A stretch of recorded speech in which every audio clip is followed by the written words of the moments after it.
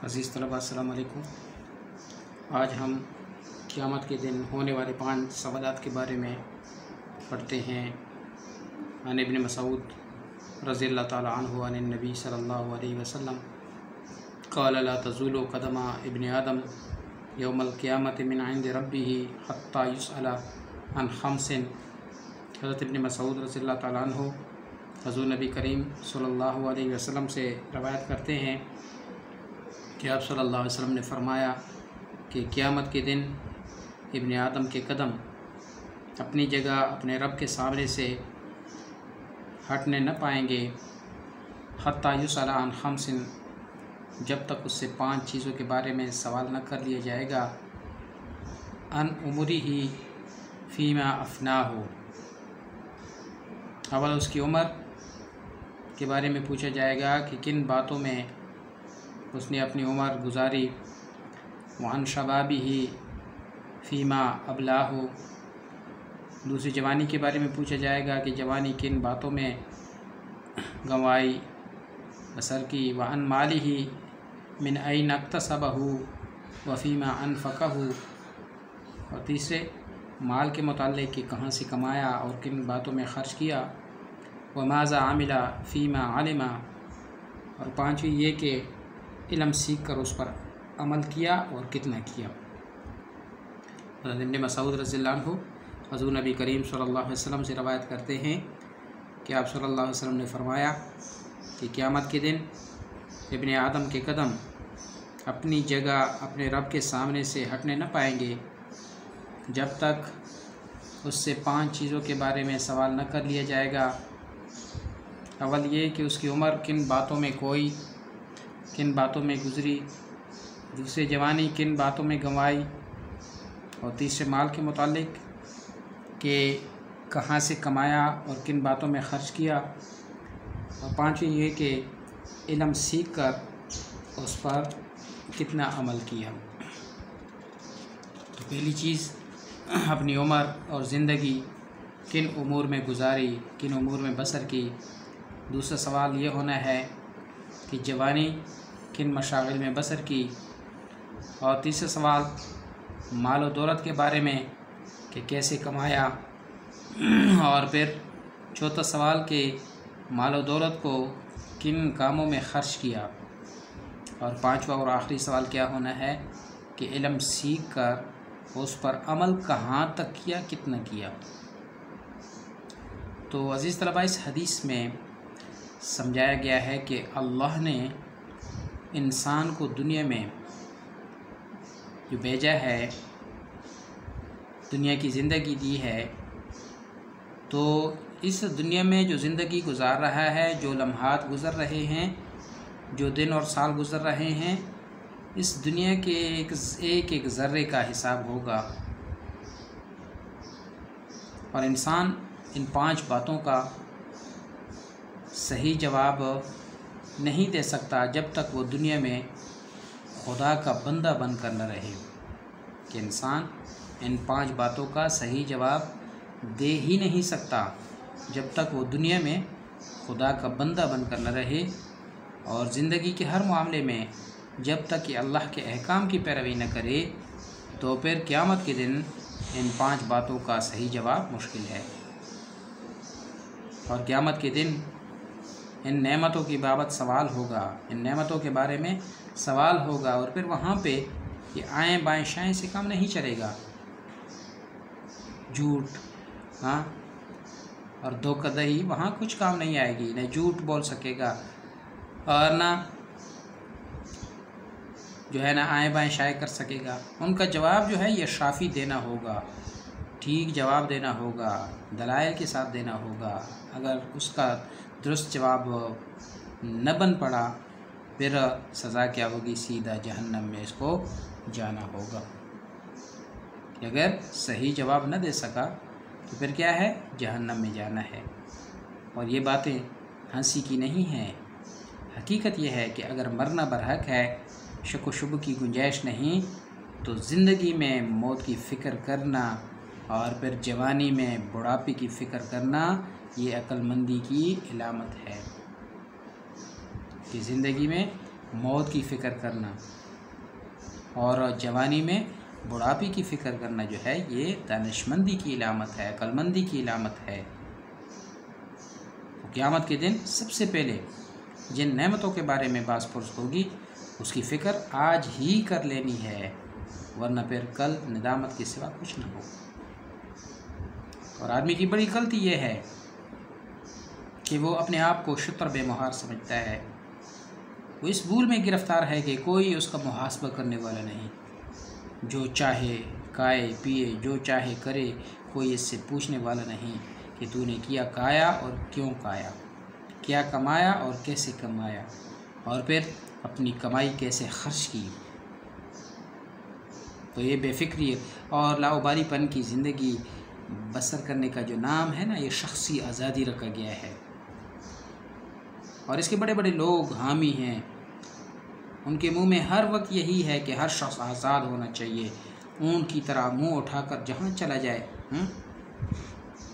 तो इस हदीस से मालूम होता है कि इंसान की आज़ादी सलब नहीं कर सकता। ख़ुद उसके पैदा करने वाले ने उसको अपने बनाए हुए कवानीन का पाबंद बनाया है, यहाँ तक कि वो बेहुक्म अपनी जगह से हिल नहीं सकता। सबसे बड़ी रोक तो ये है कि जिन चीज़ों के बल पे वो कूदता है, यानी जवानी है और इल्म, जवानी है और इल्म, इन सब का उसे क़यामत के दिन हिसाब देना होगा। और वो अपनी जगह से हिल भी नहीं सकेगा जब तक वो इन चीज़ों की बाबत सवालात का जो जवाब है ना वो न दे कि उसने ज़िंदगी किन मशगलों में बसर की, जवानी से कैसे काम लिया, माल कैसे कमाया, इसे किन चीज़ों में खर्च किया, इल्म से किया काम लिया। और अगर गौर किया जाए तो ये कानून ज़िंदगी का खुलासा है और दीन का निचोड़ है कि मौत एक दिन आनी है, कोई इससे आज तक नहीं बचा और न किसी के बचने की उम्मीद है। फिर ज़रा सोच समझ कर चलें, तुम्हारा ज़रा ज़रा काम लिखा जाता है। किरामन कातिबीन यअलमून मा तफ़अलून के लिखने वाले फ़रिश्ते इंसान के साथ मुकर्रर हैं और इंसान जो भी अमल करता है यअलमून मा तफ़अलून, वो जानते हैं, वो लिखते हैं। तो इंसान से उसकी ज़िंदगी के एक एक लम्हे के बारे में पूछा जाएगा। आज इंसान एक दिन का हिसाब देने से घबराता है, एक दिन का हिसाब देने से घबराता है, लेकिन मरने के बाद ज़िंदगी भर के जो आमाल हैं उनका हिसाब होगा। ज़िंदगी भर के जो आमाल हैं उनका हिसाब होगा।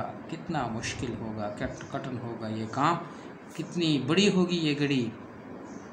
और वो जवानी जिसको दीवानी कहा जाता है, इस उम्र में इंसान ज़िंदगी से भरपूर मगर बेफिक्री और वो लाउबाली पन का शिकार होता है। उसके बारे में, जवानी के बारे में ख़ास तौर पर बास पुरस होगी कि जवानी में इंसान बड़ा बेफिक्र होता है,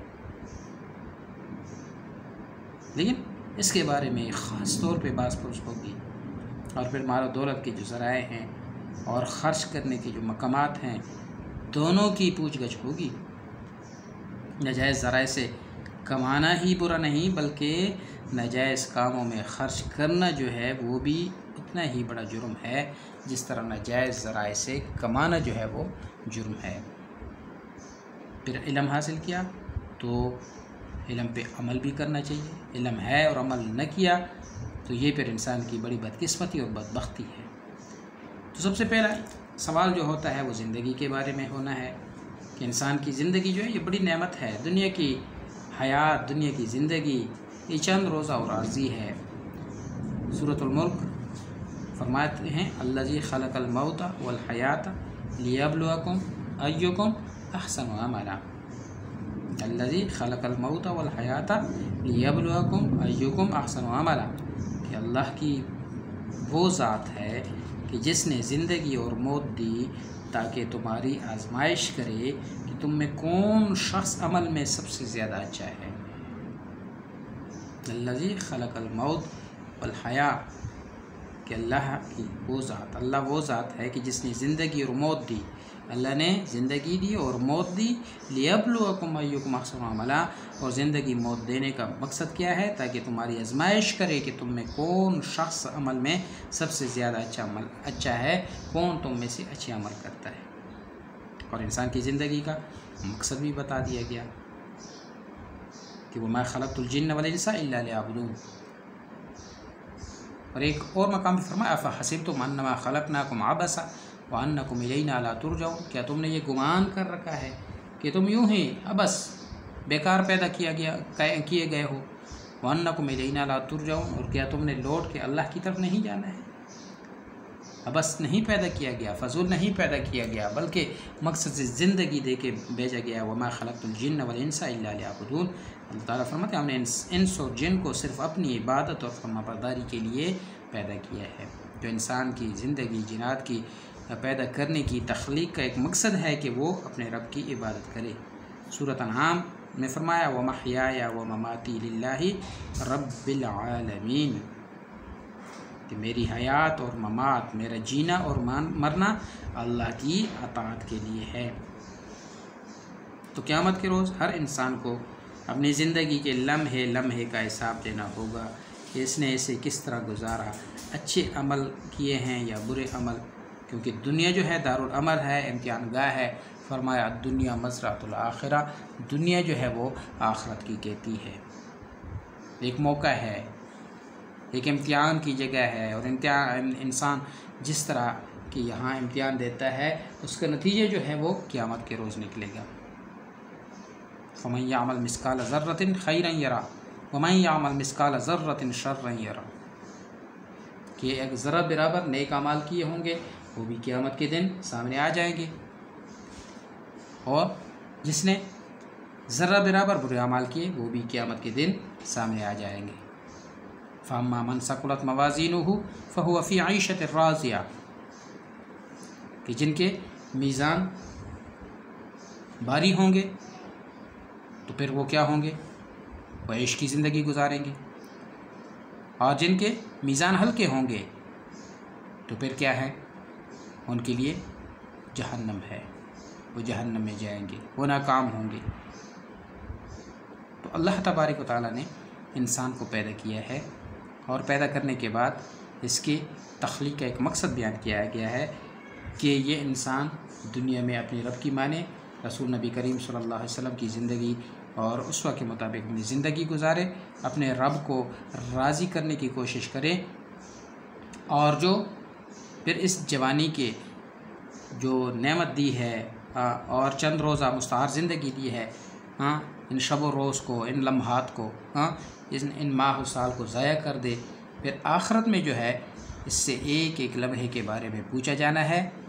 और फिर जिसने इस दुनिया में अपने रब को राज़ी न किया वो आखिरत में जो है ना नुकसान उठाएगा। तो सबसे पहले 5 चीज़ों के बारे में सवाल होना है कि अपनी उम्र और ज़िंदगी जो है वो किन उमूर में गुजारी और बसर की, और जब तक शाफ़ी जवाब न मिल जाए उस वक्त तक इस इंसान की निजात नहीं है। और दूसरा सवाल जो होना है वो क़यामत के रोज़ जवानी के बाबत होना है कि जवानी जो है वो किन मशागिल में बसर की। तो जवानी और आलम शबाब के मुतालिक सवाल होना है कि किन मशागिल में गुजारी, इसमें क्या अमाल किए। हर अमल के लिए क़ुव्वत, ताकत और हिम्मत की ज़रूरत है। जवानी और आलम शबाब जो है ये अल्लाह ताला का बड़ा अतिया है, इनाम है। जो काम जवानी में मुमकिन और आसान हैं वो आमाल बुढ़ापे में मुश्किल और महाल हो जाते हैं। क्यों? क्योंकि बुढ़ापे में इंसानी क़ुव्वतें, तवानाइयाँ जो हैं वो कमज़ोर हो जाती हैं। अगर वो अच्छे अमाल करना भी चाहे तो नहीं कर सकता। इसलिए कहा जाता है कि जवानी में इबादत और अताअत इलाही जो है ये क्या है? पैगम्बरी का शेवा है। दर जवानी तौबा करदन शेवा पैगम्बरी। जवानी जो होती है वो दीवानी होती है। इसमें इंसान होश की बजाय, जोश और दिमाग की बजाय दिल का असीर होकर शैतानी कामों में मुब्तला हो जाता है। और ज़रूरी है कि इंसान जवानी में अताअत इलाही और इबादत खुदाबंदी करे, खिदमत खल्क़ में इसे गुजारे, इसे गफलत, मासियत, जुल्म और सरकशी में जो है ना नहीं गुजारनी चाहिए। अगर ये इंसान जवानी में अपने रब को राज़ी करना चाहे, नेक अमाल करना चाहे, तो इसके लिए बड़े मौक़े होते हैं। एक तो क़ुव्वत होती है, ताकत होती है, तो बुढ़ापे में जो काम करने अगर दिल चाह भी रहा होगा तो फिर इंसान कमज़ोर होता है, वो अमल नहीं कर सकता। तो इसके लिए जवानी है। और जवानी में जिन्होंने अपने रब को पहचान लिया, अपने रब की इबादत की, तो ये क्या है? ये पैगम्बरों का शेवा है।